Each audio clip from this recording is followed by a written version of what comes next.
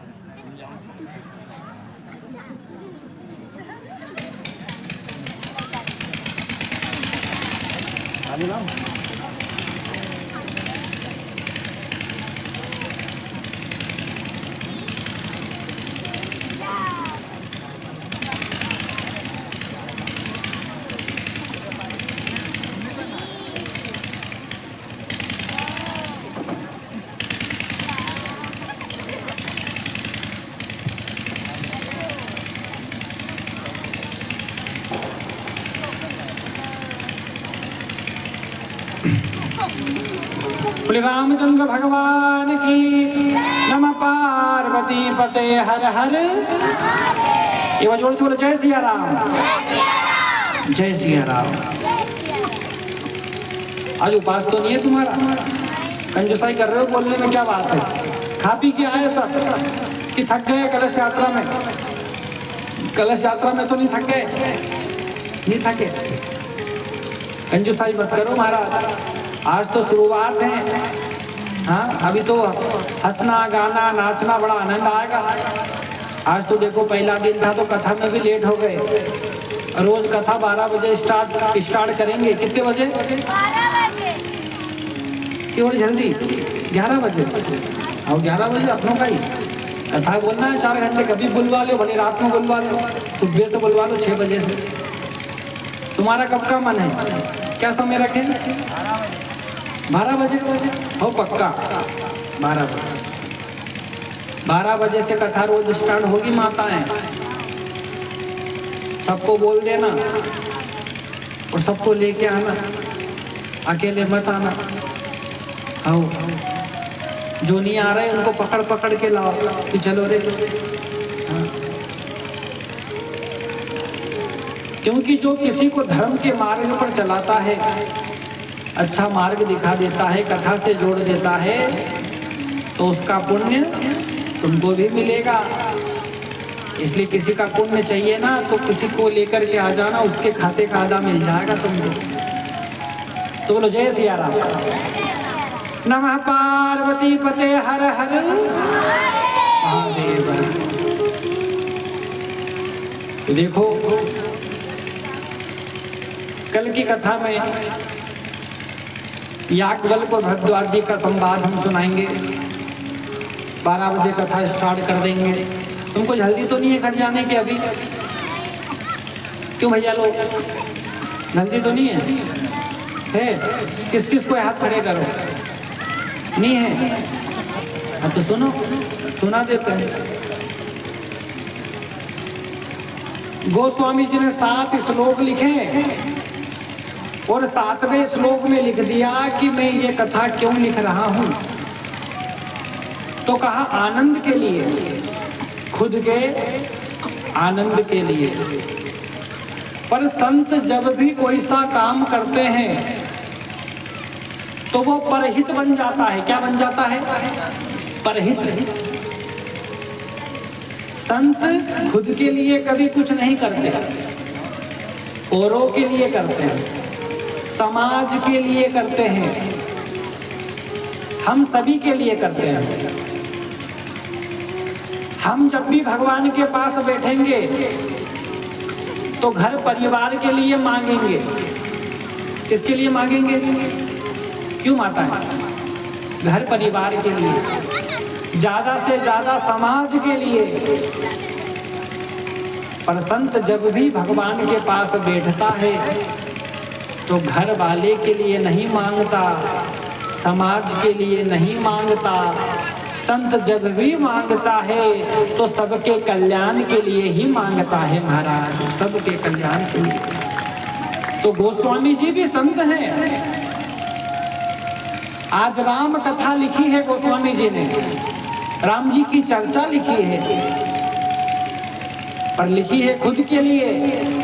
पर ऐसी कथा लिख गए कि उस कथा को सुन सुन के कितने ही लाखों लोग तर गए और कितने तर रहे हैं और कितने ही तर जाएंगे महाराज, कितने ही तर जाएंगे। ये है संत महिमा भैया लोग और माताएं। 7 श्लोक लिखे, 7 श्लोक के बाद 5 सोरठे लिखे राम कथा में। 5 देवताओं की उपासना बताई है। गोस्वामी जी कहना चाह रहे हैं कि भैया 5 ही देवताओं की पूजन करना, छठवे के चक्कर में मत पड़ना भैया लोग और माताएं। गोस्वामी जी जानते थे कि कलयुग आने वाला है और कलयुग में रोज के भगवान प्रकट होंगे। क्या होंगे? रोज के भगवान, नए नए भगवान प्रकट होंगे। तो गोस्वामी जी ने 5 सोरठे लिख करके बता दिया कि 5 ही की पूजन करना तो ही पूजन सफल होगी। अब ये 5 कौन कौन से हैं? स्कंद पुराण कहती है, भागवत भी कहती है, शिव पुराण भी कहती है कि 5 देवताओं की पूजन हर घर में होनी चाहिए। ये आज की बात, ये नोट करके ले जाना, ये काम की बात है तुम्हारे। तुम्हारे जीवन की परेशानी संकट तभी दूर होगा, घर का दारिद्र्य तभी दूर होगा, घर में खुशहाली तभी आएगी, घर में अन्नपूर्णा की कृपा तभी होगी जब ये 5 देवताओं की पूजन होगी। अब ये 5 देवता कौन से हैं? तुम ध्यान से सुनना, ये शास्त्र की बातें हैं, ये कोई मन की बात नहीं है। और हम ऐसे कथा वक्ता हैं कि शास्त्र की बात ज्यादा बताएंगे और फालतू की बात कम बताएंगे, क्योंकि हमने पढ़ा है। नहीं पढ़ते तो इधर उधर की बात बता देते। हमने अध्ययन किया है, हमने तुम्हारे लिए पन्ने पलटाए हैं, रात रात भर पढ़े हैं कि तुमको अच्छी बात सुना दे। तो हम शास्त्र की बात तुमको बताएंगे 7 दिन तक। तो माताएं और भैया लोग, 5 देवताओं की उपासना बताइए। 5 देवता कौन कौन से? तो सुनो ध्यान से। पहले हैं भोले बाबा। कौन है? भोले बाबा। भोले बाबा और उनकी ही पत्नी माता पार्वती। कितने हो गए? 2। फिर है नारायण। नारायण समझ गए? भगवान विष्णु, नारायण, और चौथे हैं सूर्य नारायण। क्या है बोलो जोर से, सूर्य नारायण। और पांचवें हैं गणपति, गणेश जी। कितने हो गए? 5।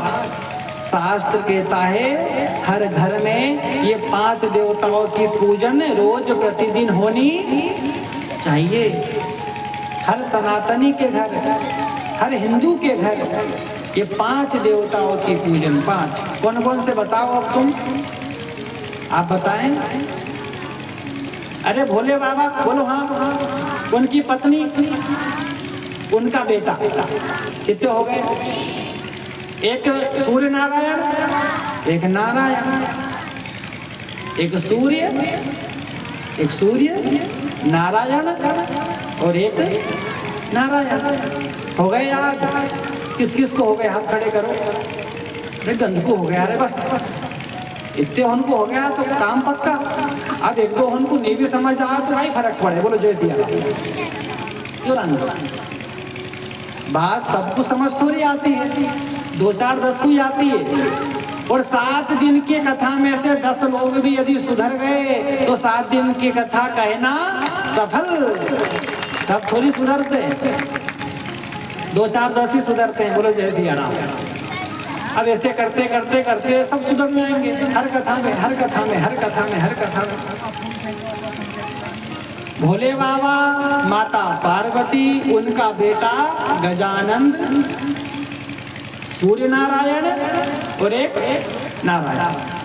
ये 5 देवताओं की पूजन हर घर में होनी चाहिए। फिर देखो आनंद हो जाएगा।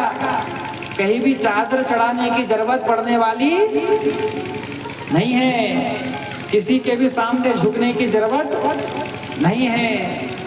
पर पता चलना चाहिए। अरे वो हनुमान ज्यादा देता है।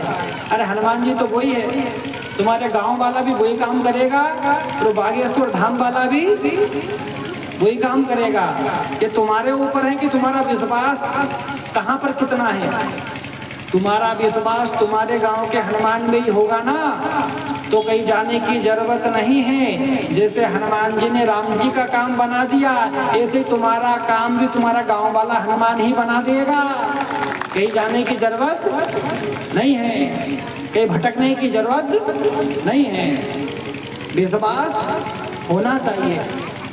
और बाहर एक कलयुगी प्राणी पड़ोसी को मानता नहीं, पड़ोसी को मानता नहीं और इधर उधर जाकर के खूब व्यवहार बनाता है, खूब व्यवहार बनाता है इधर उधर जाके। और पड़ोसी से दुश्मनी तो काम चलेगा नहीं चलेगा। इसलिए मेरी बात हमेशा ध्यान रखना कि गांव में यदि ब्राह्मण देवता है, संत हैं, तो किसी दूसरे ब्राह्मण के पास जाने की जरूरत नहीं है। तुम्हारे गांव में ही संत हैं तो दूसरे संतों के पास जाने की जरूरत नहीं है। तुम्हारे गांव के ही ब्राह्मण, तुम्हारे गांव के ही संत तुमको भगवान से जोड़ देंगे महाराज, जोड़ देंगे। कहीं भटकने की जरूरत नहीं है। और इधर उधर यदि भटकोगे ना तो भगवान क्षमा करने वाला नहीं है। भगवान क्षमा नहीं करेगा। भगवान कहेगा ये घूमता रहता है और घूमता ही हमेशा रहेगा। इसलिए पहला अपना पड़ोसी, फिर दुनिया।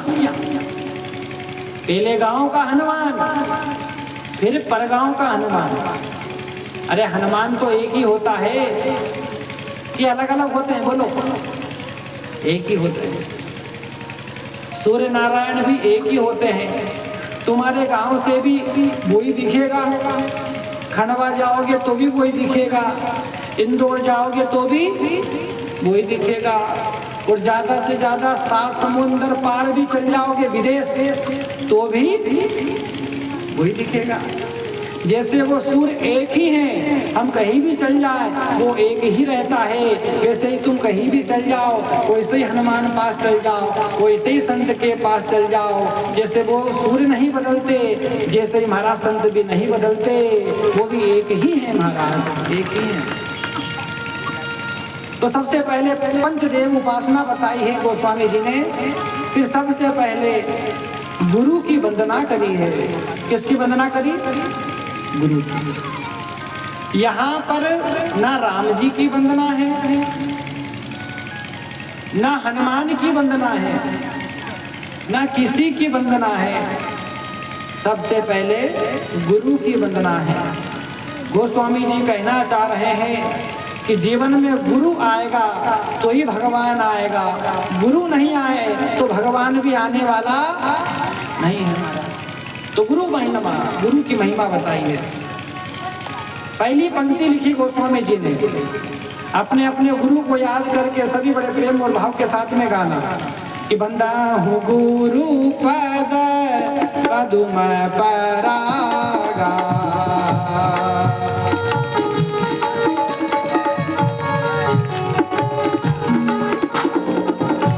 बंदा हूँ गुरु पद पदुम परागा। गाइए।